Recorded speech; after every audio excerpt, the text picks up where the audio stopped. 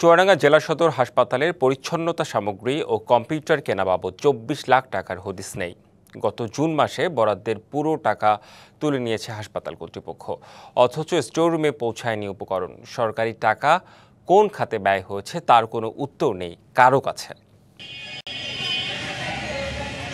চুয়াডাঙ্গার মানুষের স্বাস্থ্য সেবার অন্যতম গন্তব্য সদর হাসপাতাল। রোগীর সেবার পাশাপাশি হাসপাতালের পরিচ্ছন্নতার জন্য বরাদ্দ পায় কর্তৃপক্ষ। এর পরও দুরবস্থা চারপাশে, যেখানে সেখানে স্তূপ করে রাখা ময়লা আবর্জনায় দূষিত হচ্ছে পরিবেশ।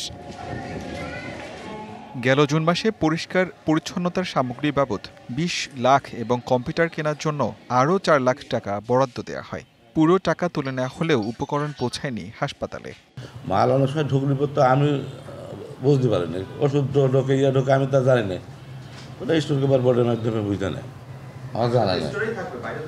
না না না, মাল কিনলে তো স্টোরেই যায়। যখন যাই তখনও বলছে যে ওটা আমার আছে, আমি বলবো না। হাসপাতালের জন্য বরাদ্দ সরকারি টাকা আত্মসাতের অভিযোগ সেবা প্রত্যাশী ও সচেতন নাগরিকদের।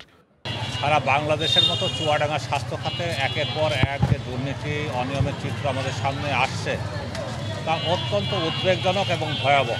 পরিষ্কার পরিচ্ছন্নতার জন্য শুনেছি নাকি যে এখানে প্রতি বছর একটা বরাদ্দ আসে। কালার এক্সপার্ট, জর্জ স্যাপ এবং মাইল্ড অন হ্যান্ডস টেকনোলজি সমৃদ্ধ অরিক্স ক্রিস্টাল ওয়াশ আপনার লন্ড্রি এক্সপার্ট। সে বরাদ্দর কোনো লেশ মাত্র তো এখানে দেখতে পারি না। এ বিষয়ে আমরা জানার জন্য তত্ত্বাবধায়ক সাহেবের কাছে গেছিলাম যে উনি আসলে এই টাকাগুলো কিভাবে কোন ব্যবহার করেছেন। আসলে ওনার কাছে কোনো সদুত্তর নেই। ২৪ লাখ টাকা কোন কাজে ব্যবহার করা হয়েছে তার কোনো সদুত্তর নেই হাসপাতাল কর্তৃপক্ষের কাছে।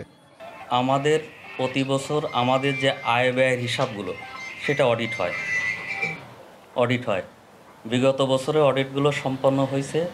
এখানে যদি কোনো কিছুর ঘাটতি থাকে বা কোনো অসঙ্গতি থাকে, সেটা আমাদের অডিট টিম আসবে, তারা নির্ধারণ করবে। কিছু দেখতে হবে।